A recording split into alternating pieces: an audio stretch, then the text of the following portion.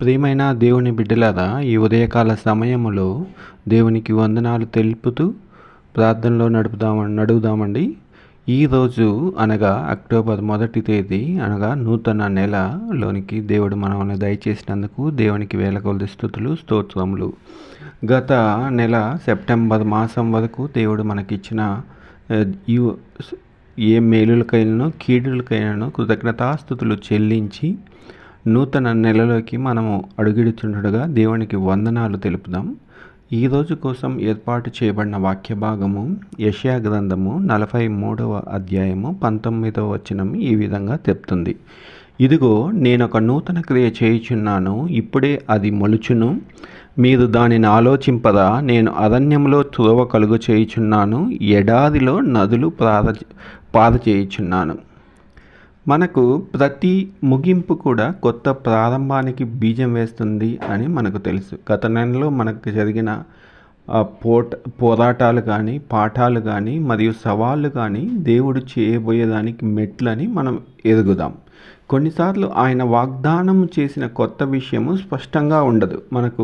మనం ఏమైతే అడుగుతామో అవి మనకు వచ్చినట్టు కానీ రాలేదన్నట్టు కానీ తెలియదు, కానీ దేవుడు దానిని సరైన సమయంలో మనకు దయచేస్తాడని విశ్వాసము కలిగి నీవు ఉండినట్లయితే దేవుడు నీకు సమస్తము కలుగు చేస్తాడు.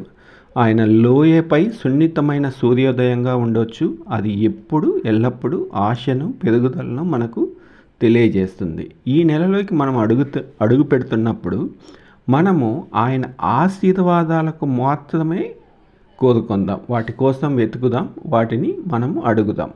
మనము మార్పును స్వీకరించి దేవుని సమయాన్ని నమ్ముకొని ఆయన ప్రణాళిక ద్వారా ఈ నెలలో మనం అడుగెడుతున్నప్పుడు దేవుడు మనకు సమస్తము చేయగలడని నమ్మి మనము ముందుకు సాగిన ఎడల మీరు ఊహించని తలుపులు తెరుస్తామని విశ్వాసంతో ముందుకు ఉందామండి.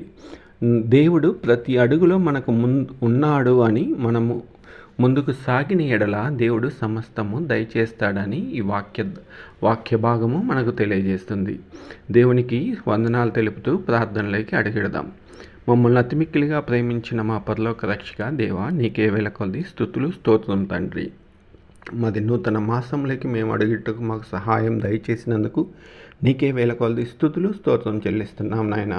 ప్రభువా, ఈ అక్టోబర్ మాసంలో మాకు కావాల్సిన ఈవులను మాకు దయచేయమని వేడుకొంచున్నాం తండ్రి. మరి ఏ అయితే మాకు కొదువుగా ఉన్నాయో మీకే బహాటంగా తెలుస్తున్నాయన. ఆర్థిక ఇబ్బందుల్లో ఉన్న కుటుంబాలను దీవించండి, వారికి కావాల్సిన సమస్తము దయచేయమని వేడుకొంచున్నాం తండ్రి. అదేవిధంగా తండ్రి, కుటుంబంలో ఉన్న సమస్యలు మీరే వారికి తోడ్పాటును దయచేసి కుటుంబ సభ్యులందరూ కలిసి నేను స్తుతించుకునే భాగ్యం కలుగు చేయమని వేడుకొంచున్నాం తండ్రి. అలాగే తండ్రి, యవనస్తులైన బిడ్డలు తండ్రి మరి ఉద్యోగాల కోసం ప్రయత్నిస్తుండగా వారికి సహాయం దయచేయమని వేడుకొంచున్నాం తండ్రి. అలాగే ఉద్యోగాలు వచ్చి మరి డిఎస్సి ద్వారా జాయిన్ అయిన బిడ్డలు సంతోషంగా ఉన్న కుటుంబాలను ఇంకా దీవించి ఆశీర్వదించమని వేడుకొంచున్నాం తండ్రి. అలాగే తండ్రి, ఈ మాసంలో ఉద్యోగాలలో ముందుకు సాగే బిడ్డలకు సహాయం దయచేయమని వేడుకొంచున్నాం. ఏది ఏ విధంగా చేయాలో నేర్పించమని వేడుకొంచున్నాం తండ్రి. అలాగే తండ్రి, వృద్ధాప్యంలో ఉన్న తల్లిదండ్రులను పెద్దవారిని దీవించండి, వారికి కావాల్సిన ఆరోగ్యాన్ని, బలాన్ని, ఆయుష్ను పొడిగించమని వేడుకొంచున్నాం తండ్రి. హాస్పిటల్లో ఉన్న బిడ్డలు తండ్రి దేవా, మాకు సహాయం దయచేయమని అడుగుచుండగా మీరే వారికి సహాయం దయచేసి తండ్రి వారికి నెమ్మదిని కలుగు చేయమని వేడుకొంచున్నాం. అదేవిధంగానైనా ఇంకా ఎవరెవరైతే ఏ ఇబ్బందుల్లో ఉండి మీ ప్రార్థన ద్వారా మిమ్మల్ని అడుగుచున్నారో వారికి సహాయం దయచేయండి. మారు మనసు దయచేసి నిజమైన దేవుడు మీరే అని ఎరిగే భాగ్యం బిడ్డలకు దయచేస్తారని నమ్ముచున్నాం తండ్రి.